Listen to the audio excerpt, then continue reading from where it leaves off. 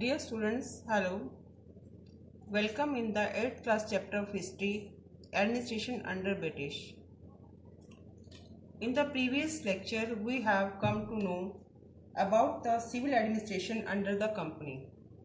So in that context, today we are going to learn about the army, about the police system, about the judiciary system, then about the civil courts and criminal courts at the time of the British administration.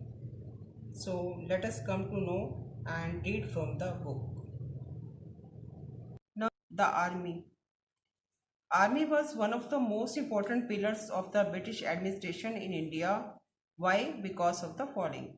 First, it saved the company from its European rivals. Second, it conquered the dominance of the native rulers. And third, it crushed the revolts of the Indians against British in India and abroad. These are the three reasons why army was constructed by the British administration. क्योंकि वे अपने European rivals से उनको बचाती थी. And the second thing is that कि उनको जो है नेटिव रूलर्स जो उस समय के शासक थे उनके राज्यों पर जीत दिलाई थी.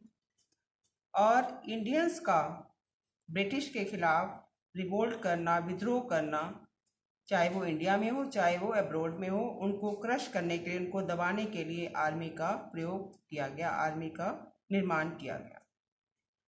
Students, you know that bulk of the companies army consisted of Indian soldiers. Company की सेना में बहुत ज़्यादा लोग जो थे वो उनके इंडियन सोल्जर्स थे, इंडिया से थे. एंड दैट वर कॉल्ड सिपाही. उनको सिपाही नाम दिया गया था.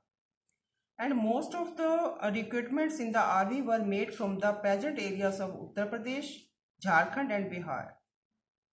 And due to the lack of national awakening among the Indians, these soldiers in the company's army were ready to defend the company's interest. ज़्यादातर सिपाही जो है उत्तर प्रदेश, झारखंड और बिहार से लिए गए थे. और क्योंकि उनमें जो है राष्ट्रीय चेतना की कमी थी, इसी वजह से वो कंपनी के आर्मी के प्रति जो है इंटरेस्ट दिखा रहे थे, उनको डिफेंड कर रहे थे. And Indian soldiers from the position of responsibility and honour, Indians could at the most reach up to the rank of the subedar. अगर हम उनकी पोस्ट की बात करें तो उनका सबसे बड़ा रैंक सूबेदार तक की था. इससे ज़्यादा ऊपर उनको रैंक नहीं दिया जाता था. And the salary was only ₹300 and they were not entitled to any extra allowance. कोई extra allowance भी उनको नहीं दिया जाता था.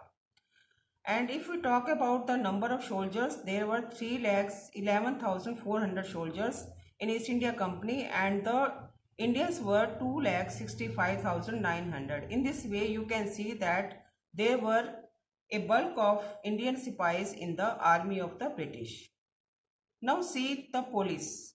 Lord Cornwallis created a regular police force to maintain law and order. Lord Cornwallis ने लॉ और order को मेंटेन करने के लिए एक रेगुलर पुलिस फोर्स को क्रिएट किया. A new system of police was introduced. Superintendent of police was appointed for Calcutta, now Kolkata, in 1791. You can see in this figure SPs in charge of the city, then Kotwal, and then district superintendent of police. Kotwal were in charge of the town and district superintendent of police in charge of the district. After that, there were some thanas, or you can say police station, that in Droga was in charge of these thanas and police station. So in this way, police gradually succeeded in reducing major crimes as dacoity and cheating. इस प्रकार police जो है धीरे धीरे कुछ major crimes को कम करने में सफल हुई थी, जैसे कि डकैती और धोखाधड़ी. Now see judiciary. In the beginning, the justice system was based on the traditional system of deciding the case on the basis of religious practice and customs. पहले जो है न्याय जो है किस सिस्टम में किया जाता था, रिलीजियस प्रैक्टिस पे या कस्टम्स में, धार्मिक पर या फिर रीति रिवाज परंपरा के अनुसार कर दिया जाता था.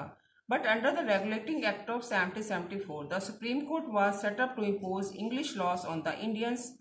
इंडियंस के ऊपर इंग्लिश लॉ को इम्पोज किया under the regulating act. लेकिन in 1781 a law was implemented to amend this practice. इस प्रैक्टिस को अमेंड करने के लिए एक लॉ लागू किया गया 78(1) and the previous British laws were restricted to the British, और जो पिछले लॉज थे वो सिर्फ ब्रिटिश पर ही लागू होते थे, इंडियंस पर नहीं। Lord Cornwallis organized the judicial system in 1793 on British models. According to it, Europeans were appointed as judges. In the judiciary, only Europeans were appointed as judges. After that, Qazi, Mufti, and some learned Brahmins were appointed to assist them. But the thing is that they were not familiar with the Indian language and customs. वह भारतीय भाषा और रीति रिवाजों को जानते ही नहीं थे, और वो कैसे फैसला कर पाते, that was the difficult thing. Lord William Bentinck remained the Governor General of India from 1829 to 1835 and introduced further reforms. And he did some codify the laws. That is, it complied with the Indian Penal Code (IPC), the Code of Civil Procedure, and the Code of Criminal Procedure.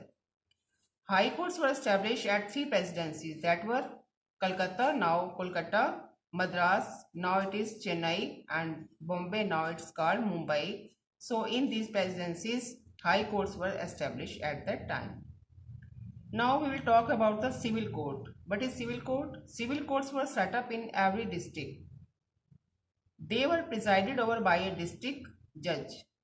4 provisional courts in 4 divisions in Bengal heard the appeals from the district court.